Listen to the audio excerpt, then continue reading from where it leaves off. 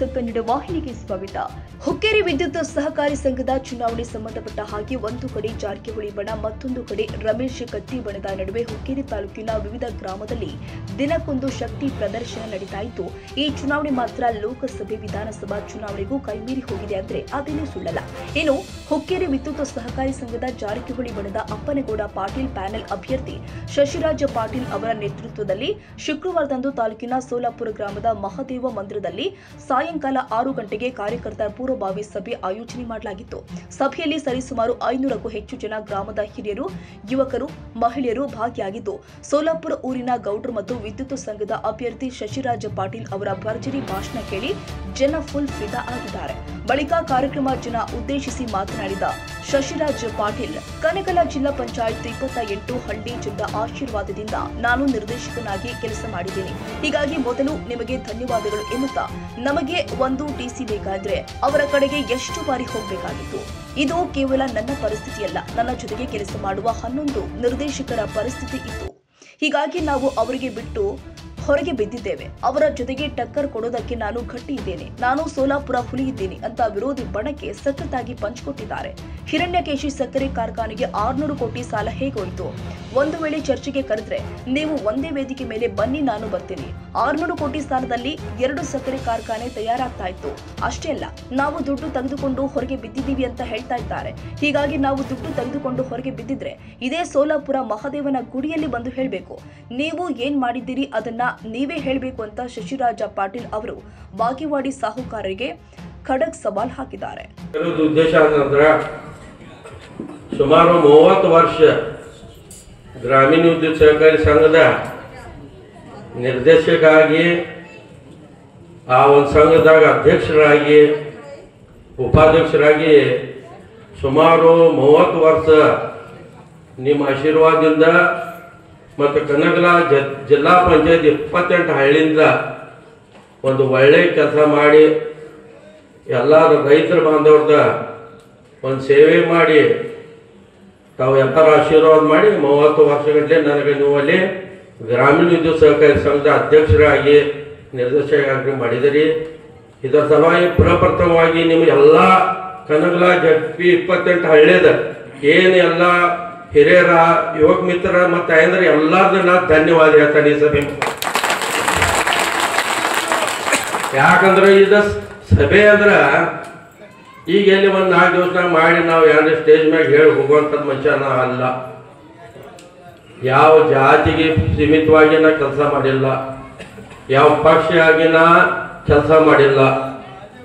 ಇವತ್ತು ನಮ್ದೆಲ್ಲ ನಾವು ಇವತ್ತು ಅಧಿಕಾರಕ್ಕೆ ಬಂದ ಬಳಿಕ ಯಾಕೆ ಕೆಲಸ ಮಾಡಬಾರ್ದು ಅನ್ನುವಂಥದ್ದು ಭಾವನೆಯಿಂದ ಸುಮಾರು 3 ತಿಂಗಳ ಹಿಂದೆ ನಿಮ್ಮೆಲ್ಲರಿಗೂ ಗೊತ್ತಿದ್ದ ವಿಷಯದ ಈಗೆಲ್ಲ ಒಂದು ಅರ್ಧ ತಾಸು ನಂದು ಭಾಷಣ ಆಗಲಿ. ಯಾಕಂದ್ರೆ ಎಲ್ಲ ನಿಮಗೆ ಇದು ವಿಷಯ ಗೊತ್ತಾಗಬೇಕು.